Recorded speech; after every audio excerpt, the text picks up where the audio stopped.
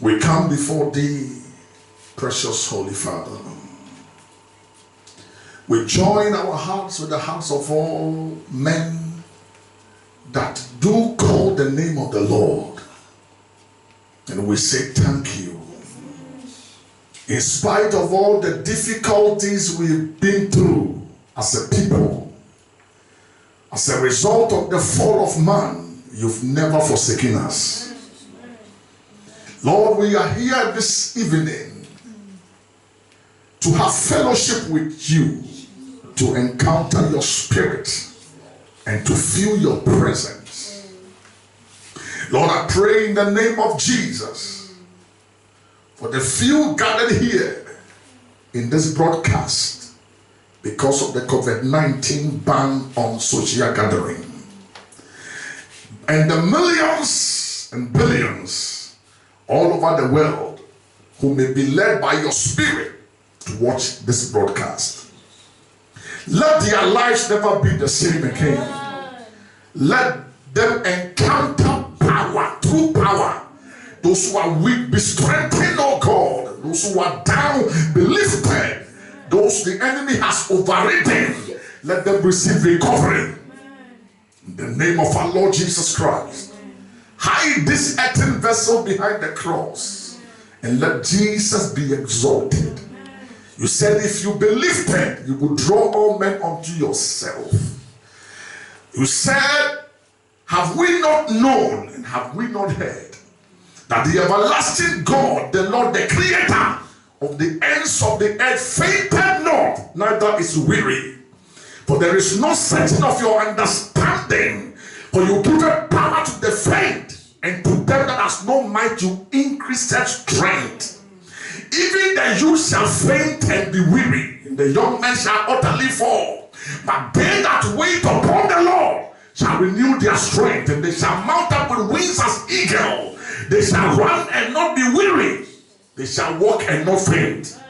Father, we decree that in Jesus' name your word be appropriated in our lives. That those who are fainted and those who are tired, as we tarry in your presence, there will be recovery. There will be renewal.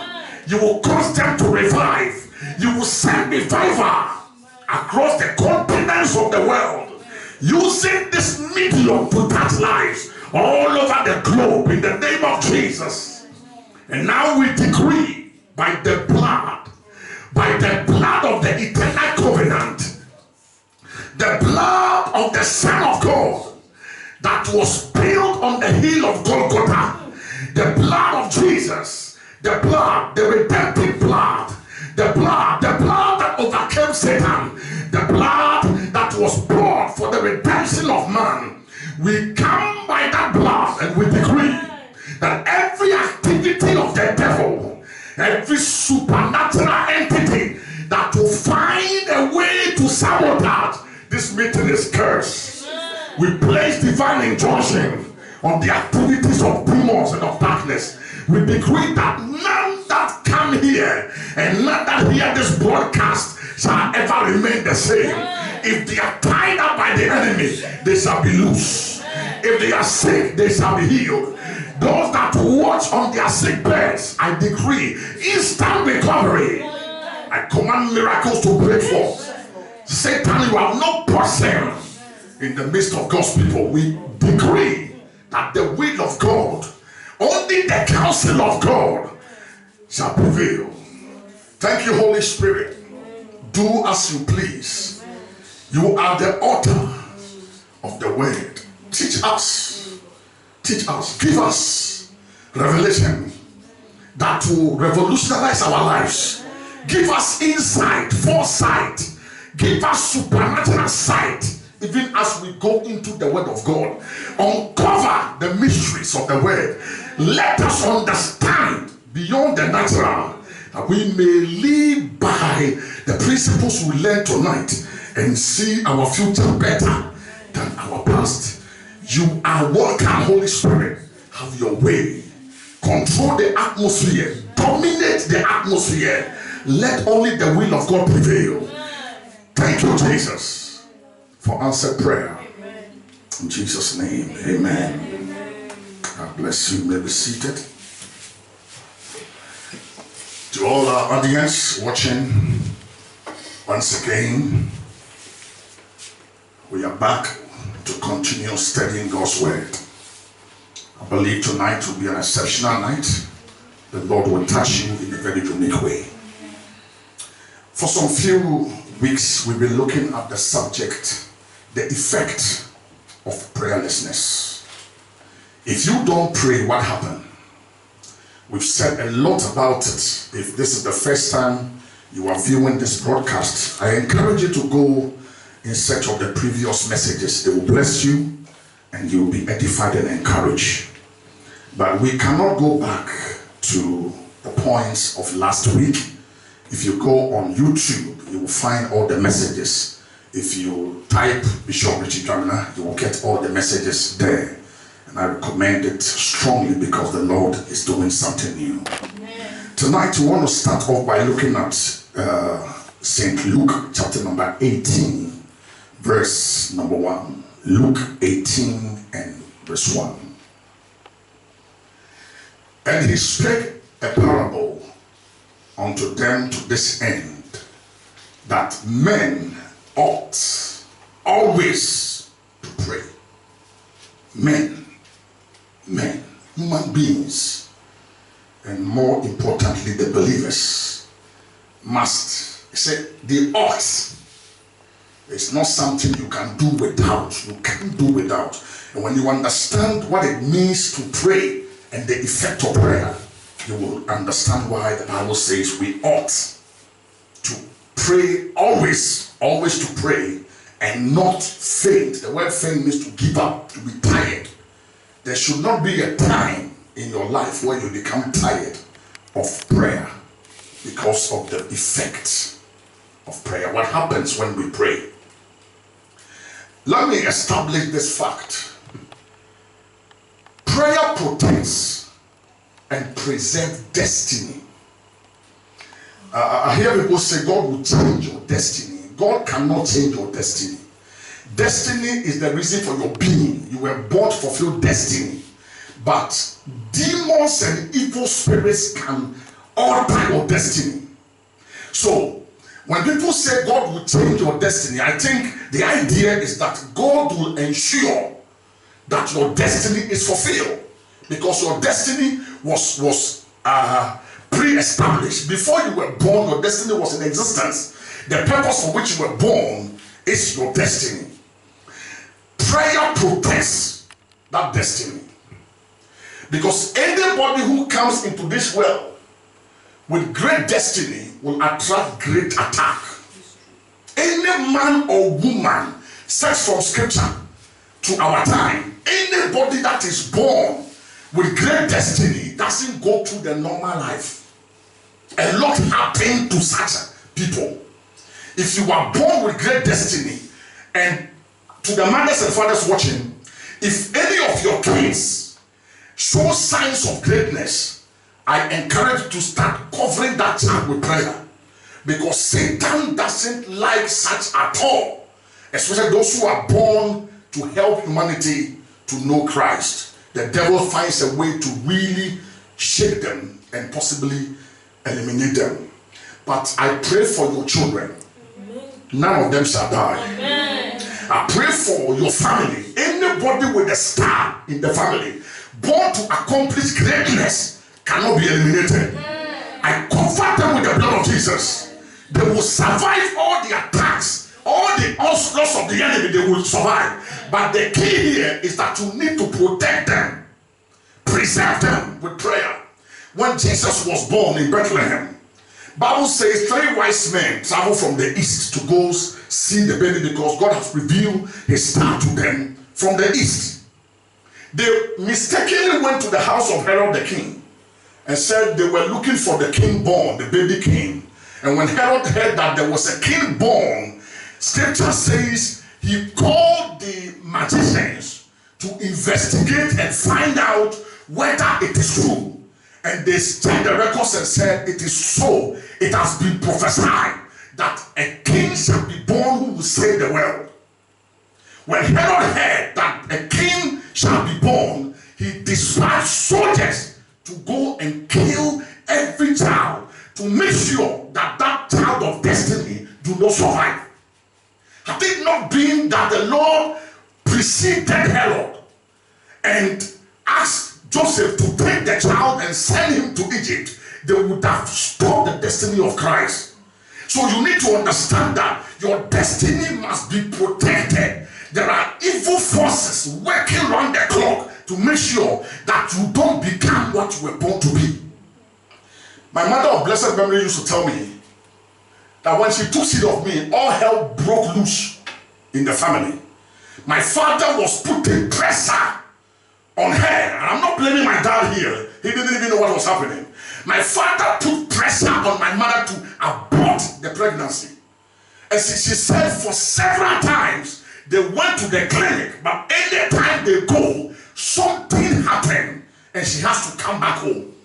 Then finally the doctor told her that there is something about this pregnancy. Maybe if she attempts to abort, she may die in the process or something. So they should leave the pregnancy to grow. That's how I survived. Something saw my star and wanted me dead before birth. But when God decides to bring you into existence, it doesn't matter who the enemy is. God will preserve your life. But when you pray and you enter into supernatural experience with God and you become committed to the things of God, it becomes very difficult for the enemy to succeed in the diabolical intentions. I pray that God will help you pray in order to protect your destiny and also to preserve it. There are 3 believers whose case are hopeless. 3 believers. Now we'll soon get to the points. These 3 believers, if you are part of it, there's no hope for you. There's no hope because God cannot break his word to come to your aid. It doesn't matter what we do, how many years we have been in the church, how many hours we stay and spend in the house of God, unless we apply biblical principles and we decide to go in accordance with God's will and God's word, our case is hopeless. 3 believers. Number 1, a believer who does not give. If giving is a challenge and you are not a giver, your case is hopeless, because the Bible makes it clear that when we give, we receive. For you to receive, either to receive not just money, but to receive assistance, receive peace, receive whatever you want in life, you must first of all get it. So if you want peace, you must give peace. You want love, you must give love. Women at times want their husbands to love them, but they don't give love. For you to receive, you must first of all give. So if you are not a giver, you cannot receive. We may wish that God will help you and bless you and change your story, but unless you apply biblical principles, we cannot, nobody can help you. So learn to give. Number 1, learn to give. Number 2, believers who do not obey God's word.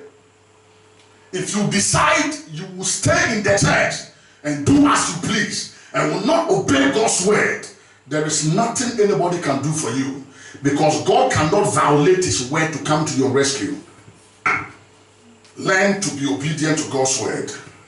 But the third and the most serious of all are believers who don't pray. If you don't pray, your case is hopeless. There isn't much we can do for you. Nobody can help you. Are you listening? Yes. And there are also 3 things you will never have if you are not prayerful.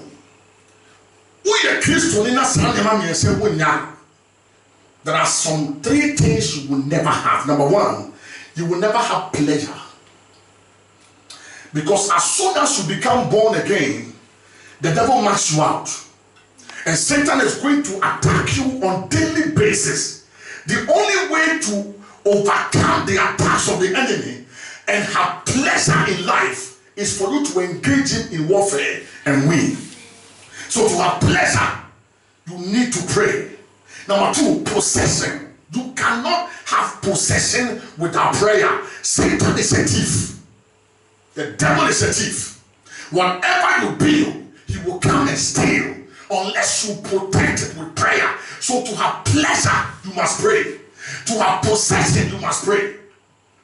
If you are losing grounds and you are losing properties and blessings, check your prayer life. It may be the reason. And the third one is that you can't have power. So pleasure, possession, and power. You will never have these three if you are not a prayerful person. We mean that. Now want to me that idea, and I want to me so in your tummy. So we know be our young pipe of one.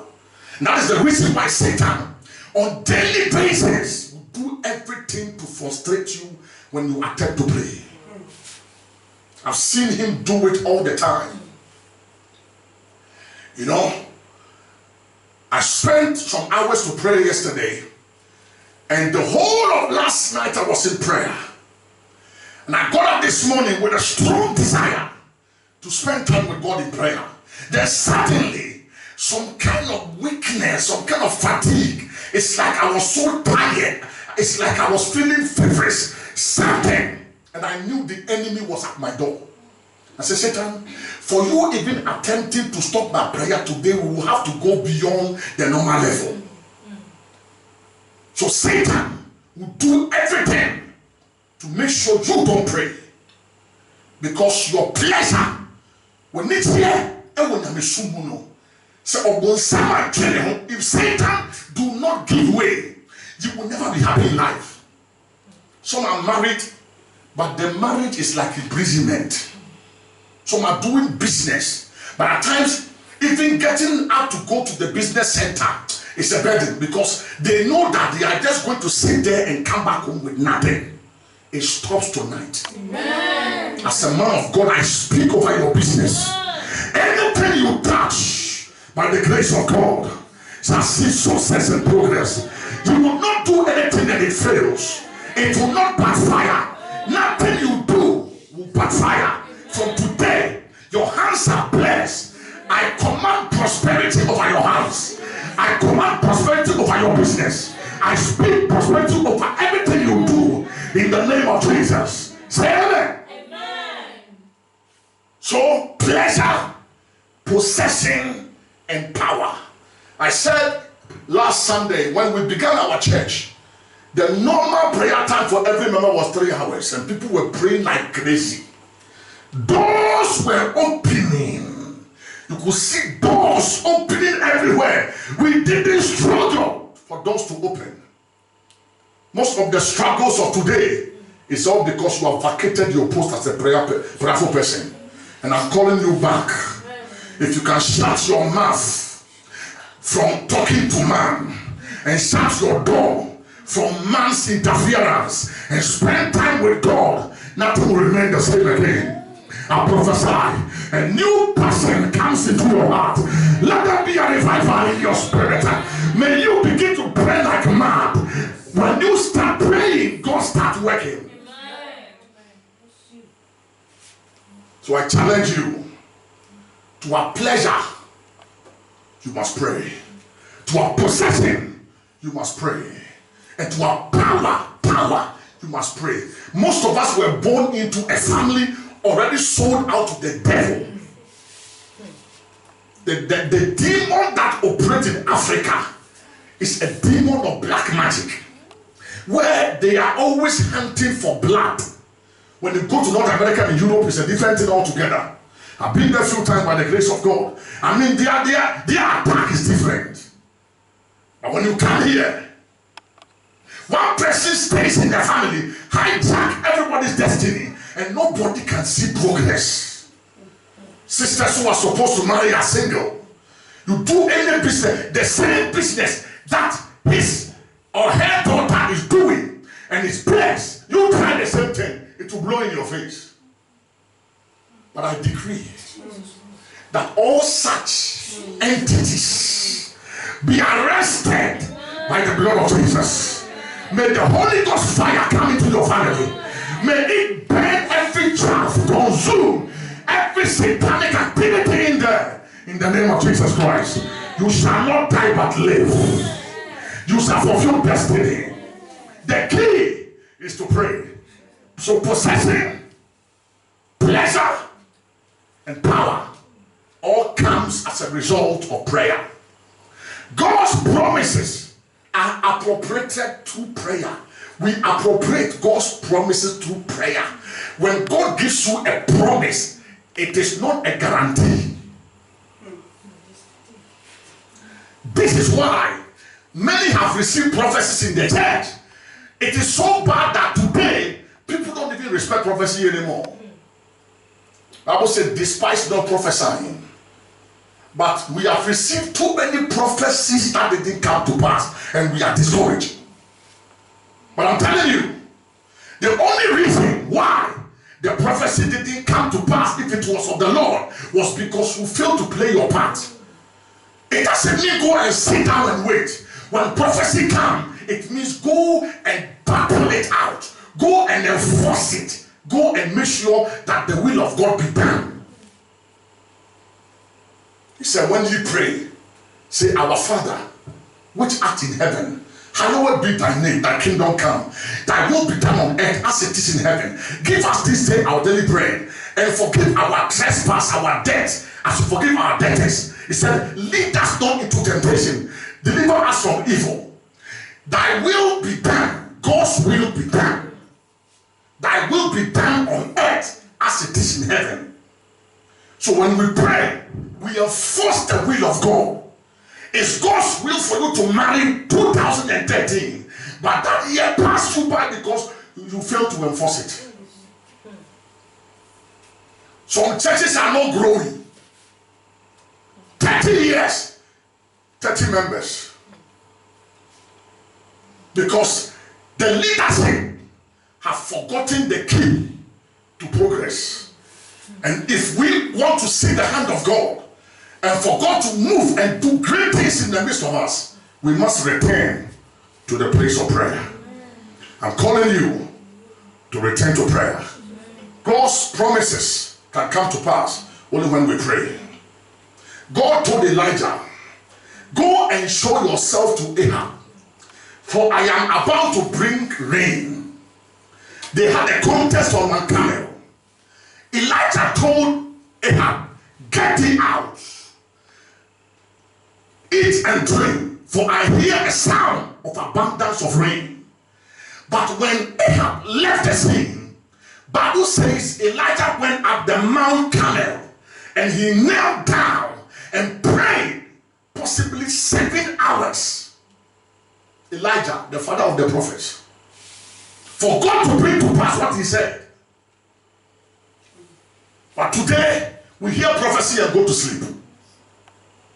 Oh, God said he will bless me. You are sleeping. That blessing may come after you are buried. Because sometimes when prophecy is given, it also activates certain sleeping devils. Some demons that were asleep before the prophecy. As soon as the prophecy, I was studying Joseph last night. And I saw something that really touched my heart. Before the dream of Joseph, they didn't have issues that much with him. Although Joseph sometimes, when they go out and come, he reports to the father the misdeeds of his brothers or the brethren. But it was not that bad until he went to bed and had a dream that they were in the field banding sheep, and 11 sheep stood up and made obeisance to his sheep. When he told the brothers, they immediately understood that this boy has a future. So are you telling us you will be our Lord? Are you saying you are going to be our leader? He's not saying it. God has spoken. But people will fight God's will. When God decides to make you the head, not the tail, those who are not under the same grace and are not blessed as you are blessed will fight you. Listen, don't even pray for certain blessings if you are not a prayerful person. because you are going to open yourself up for unnecessary attacks. Certain blessings. Don't give some testimonies if you are not powerful enough to protect what you are saying. And Joseph said, I saw all of you by interpretation bowing to me. This was 13 years prophecy. It was supposed to happen 13 years later. But God showed him what was to happen to him 13 years. And the Bible says they didn't like the dream and they started hating him for the dream.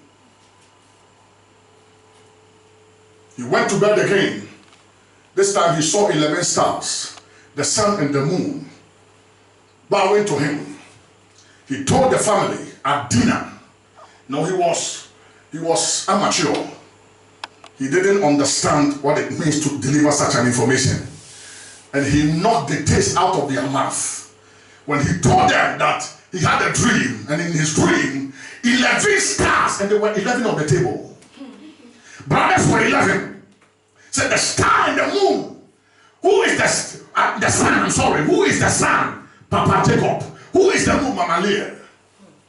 Mama, you are moon, but you will bow. Papa, you are sun, but you will bow. And you 11 guys here, get ready, start practicing how to bow. And that infuriated them. They became angry.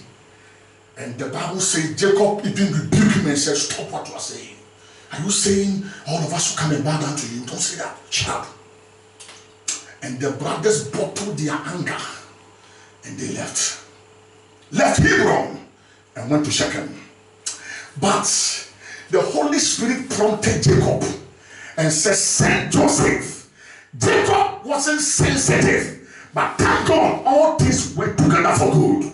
Because after such a delivery of a dream, you don't send the boy in the midst of five guys. And he sent him.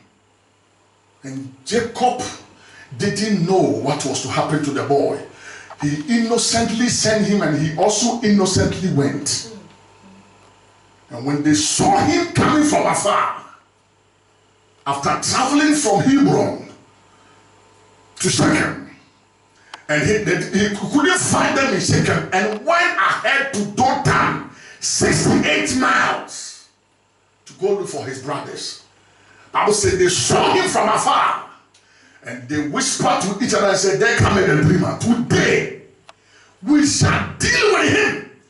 Listen, they said, if we let you leave, then we will have the trouble of bowing. We are not going to put you into prison. You may become great and we may have to come and bow at the prison. We are not going to, we will make sure that you are dead. He came with the food. They took the food from his hands.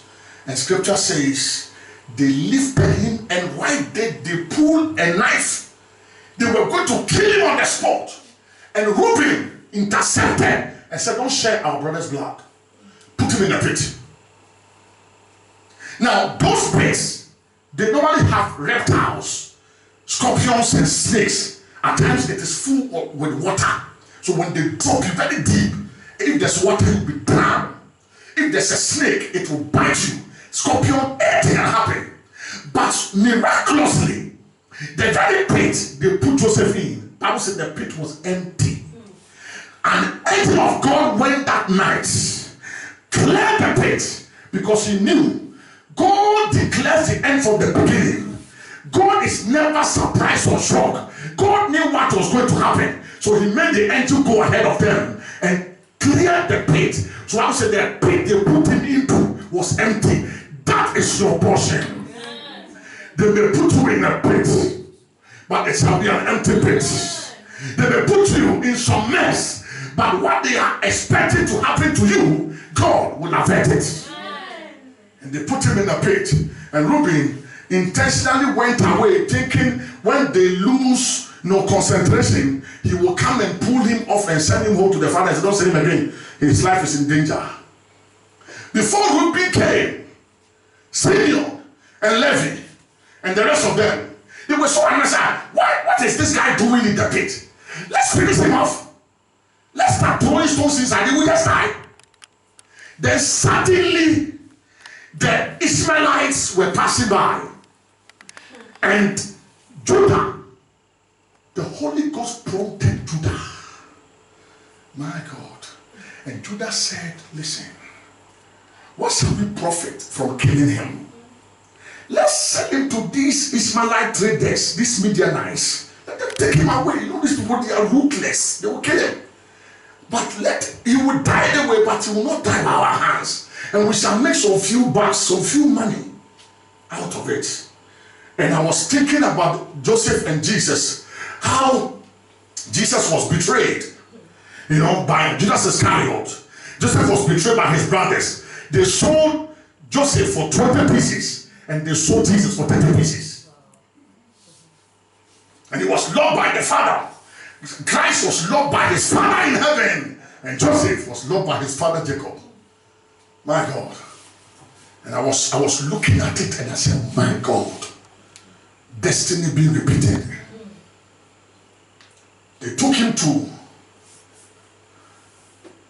Egypt, but they removed the coat of many colors he wore, killed a goat, stained the garment with the blood of the goat. Now listen to me. When Abraham took his son Isaac to go sacrifice him, God replaced Isaac with the ram. I say the same. The death which was supposed to have happened to Joseph happened to the goat they killed, and they stained his garment with the blood thereof. And they came to their father and said, Papa, we found this coat on our way back. It resembles your son's garment. So we decided to come show it to you. Jacob was the one that gave the coat to the boy. He knew it. He held the garment stained with fake blood. Shall wait for your good. You will not die. You will not die. I prophesy. As God's servant, under the unction of the Holy Ghost, I decree and I declare every activity of the devil, whatever they are doing to kill you, to destroy you, it shall work together for your good. Whatever they are doing is going to push you to your destiny. It's going to finish what the enemy had wanted to do in his own head. To not be at your head, to be at the devil's head. Amen. My God. Jacob said, this is my son's coat. And he said, without a doubt, how wrong was he? So you are so wrong about your life. You are so wrong about God. Jacob said, this coat is my son's coat, yes. But the blood is not your son's blood. So it is true, you're going through challenges, but it's not true that he will die here. Something is not right about this whole equation. So I want to challenge you tonight. Indeed, the coat is your coat, it's your life, but the stains in it is not your blood. It's not your blood. But Jacob believed a lie. I preach a message. Don't believe a lie. I can get it on the net. Don't believe a lie. This was one of the stories I was going to share with you. I haven't touched it yet. I've already put some of them on the internet. You can go and watch. To bless you. He said, without a doubt. And guess what? It was Jacob that said, a wild beast. They didn't say a beast has torn him. They said, we found your son's coat stained with blood. And when they showed him the coat, Jacob concluded and said, from what I see, it means a wild beast has torn him. The devil is showing you things and you are interpreting. You feel some stomach disorder and then you say you have liver problems. Are you a doctor? And some of you, every day you are cursing your body. At times, when you eat something that is not even good for your system reacts. But some of you, you're like, hey, my kidney, hey, my liver, hey, I can't sleep, oh, hey, my tummy. You eat and sleep. The moment you eat, you go to bed. When your tummy starts protruding, you say, hey, maybe I have liver problem. Maybe it killed my brother, it killed my sister. You are not your brother, You are not your destiny is different. Don't believe the devil's lies. And they sent Joseph to Egypt. The Ishmaelite traders. And guess who bought him? Potiphar, commander of the army of Egypt, bought him, sent him home. But the scripture said, Joseph went down to Egypt, but the Lord was with him. I prophesy, no matter your challenge and your difficulty, God will be with you. God will be by your side. God will protect you. God will guide you. Your going and your coming shall be guided of the Lord. No weapon fashioned against you shall prosper. It doesn't matter who designs it, it shall not prosper. Say amen. Amen. And Potiphar said, since the day you came here, since the day you showed up, I see changes in my family. Let that grace come upon some here. Somebody watching this video receive that anointing. Wherever you show up, God will show up as well. Wherever you appear, God's grace will be there. God's blessing will be there. Any place you show up, the hand of God shall also be there. May the finger of God be manifested anywhere you show up. My Bible says God began to move in the house of Potiphar. That is not what I'm looking for. So let us not spend too much time over here. Prayer is an affirmation of one's trust in God. Listen, anytime you pray, you are making a statement. Like they say, God exists. Anytime you pray, you are saying God is real, God is alive, God exists. The issue of whether or not God exists is not something you struggle with, because if he does not exist, who are you praying to? So it's an affirmation of your faith in God. You are making a serious statement when you pray. Mrs. Ubampaya, who can be?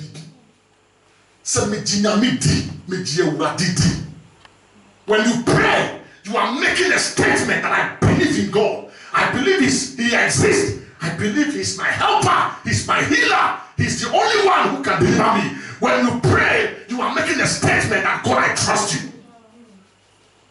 You will never go to people you don't trust. I'm talking to a believer here.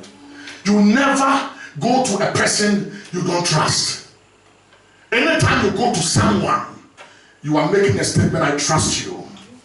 I believe in you. You are also saying, I believe in your ability to help. So when you pray, you are making a lot of statements just by the act of prayer. Who can be? Who can semankasa? Unsampina woka. Se ubompaya, who can say mitiwutum. Onyakopon minim se ubetumi aye. Obienu a oko obi nche wo bra oni ni mujiti. Nobody goes to anyone without believing they have the ability to support you and to help you. So don't mess up your prayer life. When we pray, we establish God's counsel. We establish God's purpose. And we enforce God's decrees. God's decrees. God's counsel, God's purpose, and God's decrees. God's will for your life. If my son here is destined to become great, there are forces of darkness that will make sure he never becomes God's will for his life. And when he prays, he's going to enforce that divine purpose which necessitated his birth. Talk to me.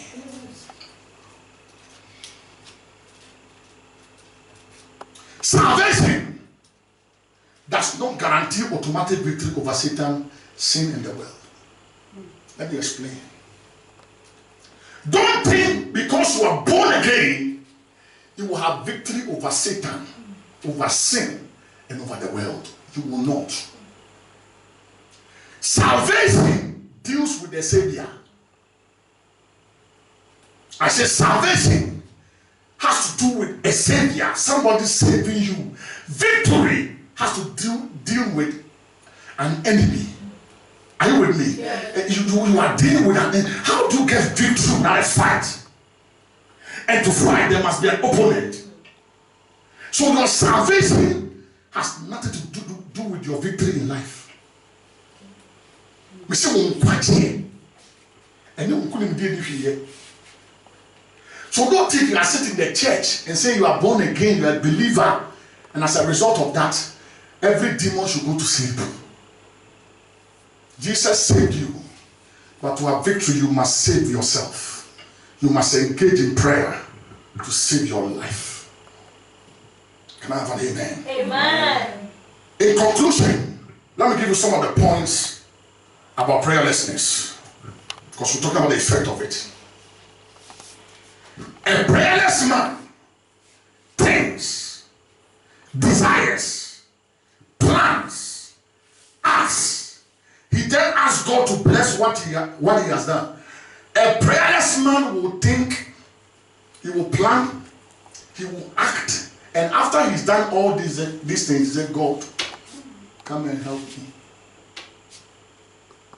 God will never want to be outside your life from the start. God wants to be with you from the beginning to the end. He's the Alpha and the Omega. He's the author and the finisher. He's the beginning and he's the end. If you want God to be part of it, start with him from the very onset. From the word go.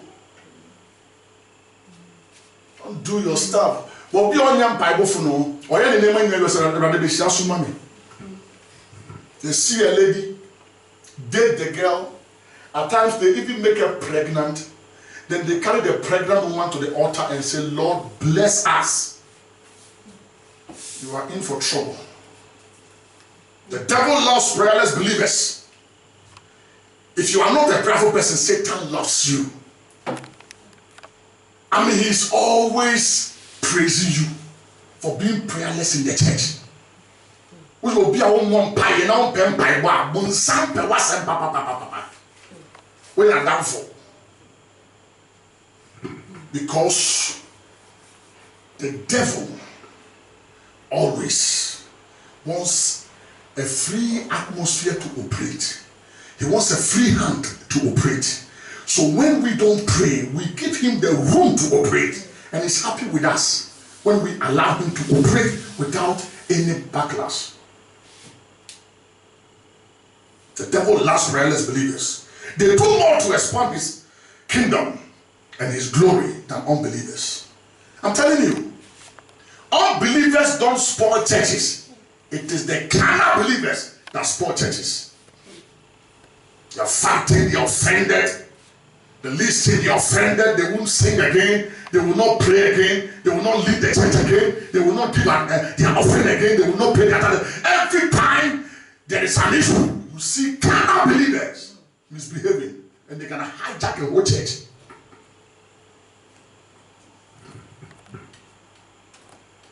Satan rejoices as many more prayerless churches are established. People are using all kinds of tricks, all kinds of, gimmicks and azan to run the house of God today. Go to churches and go and see what they do there. Fake miracles. They sit with people in secret and they tell them to pretend they were sick and have gotten healed and come and give demonic testimonies before God's altar.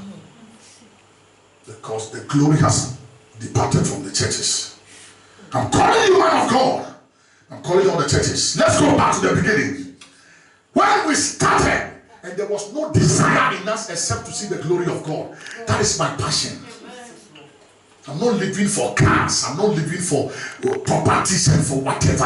I don't even consider they exist. All I want is for God's glory to be made manifested. That's why I'm preaching the way I'm preaching.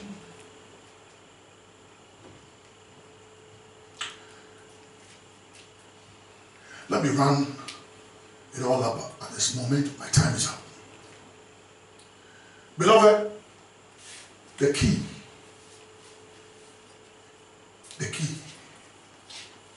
is for you to go on your knees and pray. Most of these sicknesses we take to the hospital, and hospital cases. I'm not saying don't go. To be unwise not to go to the hospital when you're sick.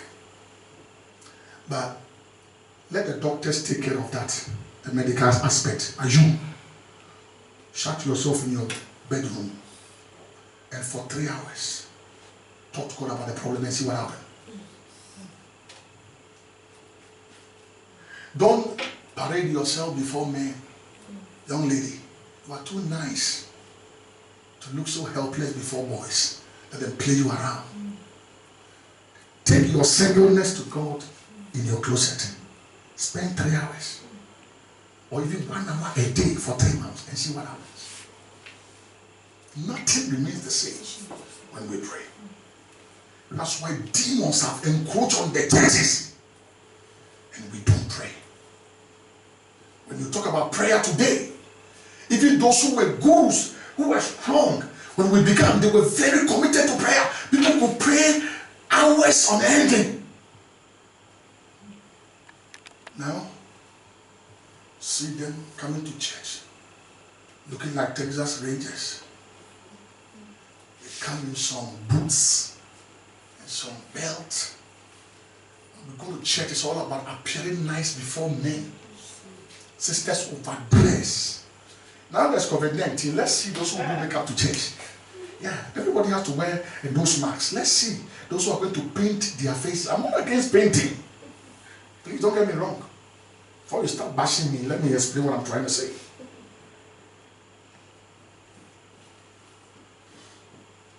Many people come to church late because they overdress. They're the ones who always make sure they come when the pastor is preaching. They want attention.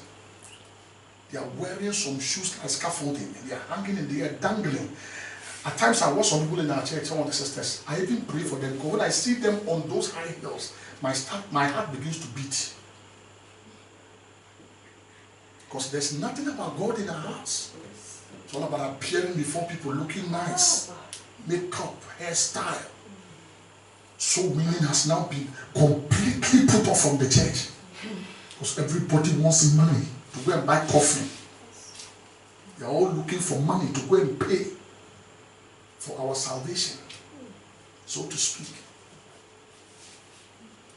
I challenge you, wherever you are. You can, listen, you can be a blessed man in Europe, blessed man in America, wherever you are. One day you will die. And all the property you are amassing, you will leave them to God knows who. And go and meet God. The God who never took time to even know. So I challenge you tonight by the grace of God. Return to your Father. Get back to prayer. This carnality is killing a lot of people in the house of God. Let's go back to God in prayer. And His presence will return to us. I love you. Stay blessed. Be a doer of the word of God. Not just a hearer, only deceiving yourself. If you don't know Jesus as your Lord and personal Savior, this is the opportune time for you to give your life to Christ. Nobody knows what tomorrow will bring. We all entered this year with hope and expectations of great things. Little did we know that hundreds of thousands of people would die through this COVID-19. I don't know what tomorrow has for you, but when you give your life to Jesus, your future is guaranteed. Because He's the same yesterday, the same today, the same tomorrow. Give your life to Christ. I did years ago, and I've never regretted. I always thank God that as young as I was, by His mercy, I found Him. It's been a great journey walking with God. You say, man of God, I've heard you. I want to be born again. What do I do? You don't need to do anything. Just go to God. and tell him you are sorry about your problems, your mistakes, I'm sorry, and that you want him to come into your heart. He will. We all pray that prayer. Today, he has accepted us as his children. If you want to do so, please say this after me. But make it your own prayer. Let it come from your heart. Not just a recitation, but let it come from your heart. Say, Lord Jesus, I acknowledge I'm a sinner. I can't save myself. Today, I open the door of my heart. Come into my heart. Let me love you and serve you all the days of my life. Take my name from the book of death. Write my name in the book of life. Today, I declare I'm a child of God. I'm born again. In Jesus' name. Amen. You pray that prayer, believe you me. It's as simple as it is. Today you are a believer. You are a child of God. Find a good church and fellowship. And I recommend Transformation House Chapel to you, where I'm the servant of God over the church. It will feel at home if you should come. A number will soon be on the screen. Write it, give us a call, and we will attend to you and make sure you are helped in your walk with God. God bless you. Till I come again your way, stay close to God. But please remember, the key is prayer. If you don't pray, there's no hope. Pray. God bless you. I love you. See you again. Bye-bye.